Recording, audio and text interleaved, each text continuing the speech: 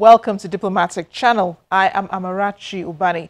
The all-anticipated meeting between U.S. President Donald Trump and North Korea leader Kim Jong-un has finally come and gone, but not without criticism for no one else but President Donald Trump. Analysts and observers say the deal on denuclearization with North Korea did not carry weight, and it appeared the U.S. president was carried away trying so hard to please the North Korean leader.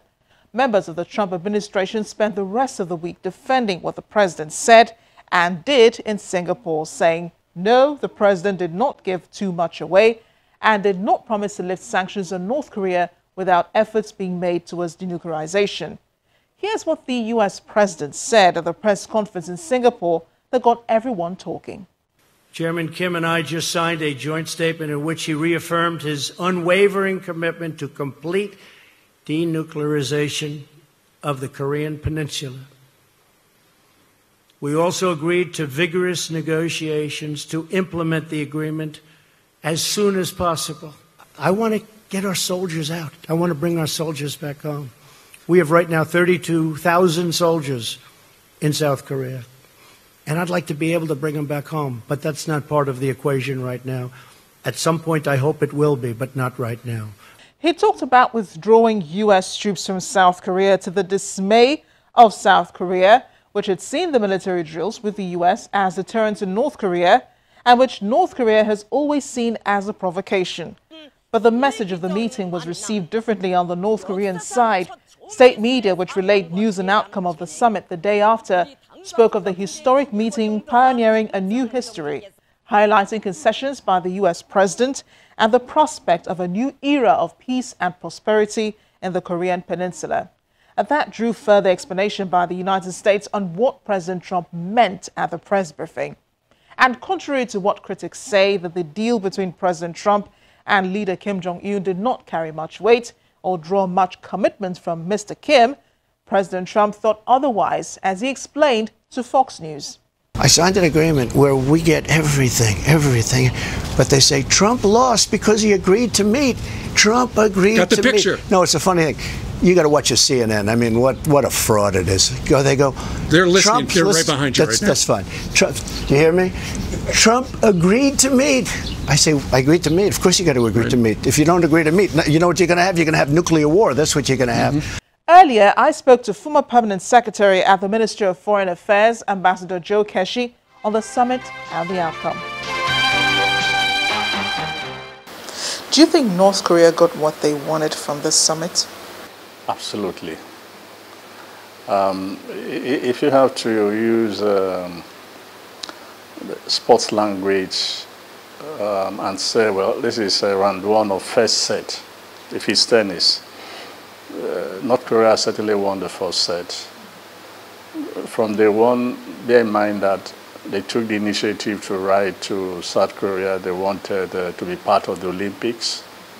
And in the words of Donald Trump himself, that changed the whole dynamics of the Olympics, the Winter Olympics. And they did.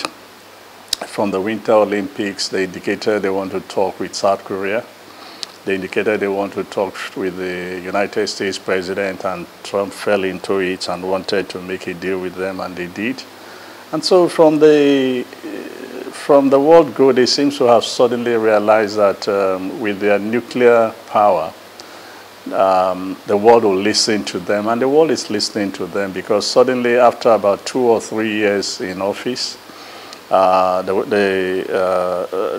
big powers are courting this young man.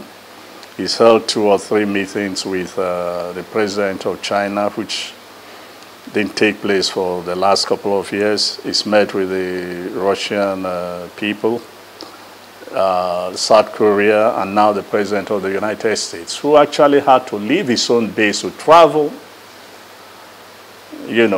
for such a meeting. Never happened before. Well, it has one way or the other. I mean, my mind goes back to the Nixon visit to China, which opened up, China a couple of years, many years ago. But that one certainly produced significant results. And And Nixon came back with something more concrete that changed the dynamics and the relationship between China and the United States. As for this, it's a mixed result. Everybody is debating who got what and who did not get anything. But in direct answer to your question, yes, they came out on tops. They won the first round.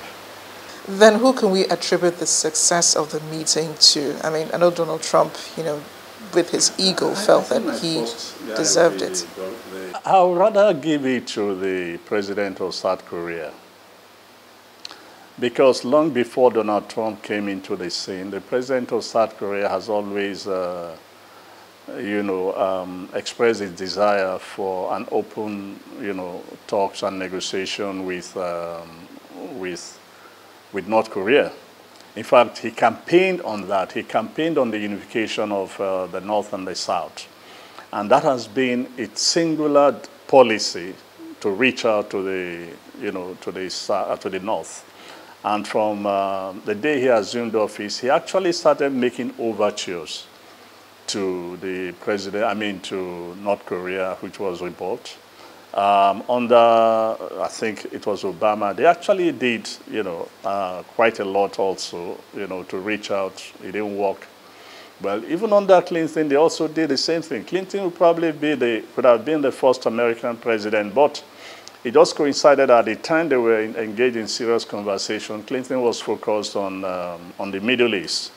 And that was when the Camp David talks, was also going on. So I think that he should take the larger part of the credit. I'm not saying Trump shouldn't get some credit. He should, but we also need to be very careful here because it just looks, when you look at what has been achieved today, and when you look at, if you had listened to the live interview Donald Trump gave after the summit, you could see he was actually struggling to explain what he achieved. But he achieved something. He wanted to be the first to make this deal, this great deal. Never mind there was no great deal, but he wanted to go on a peace mission. In a way, I think the fact that the North Koreans are now looking happier, they are not interested in threatening the world anymore. Probably it's an achievement in itself. But it also reminds me of the trip that Reagan made to Russia to meet with Gorbachev. I don't know whether it was in Russia or it was their first meeting. Again, similar to Trump, because it was not well prepared, he gave more than they could have given out. And he was heavily criticized, as I believe that Trump is now being criticized by both sides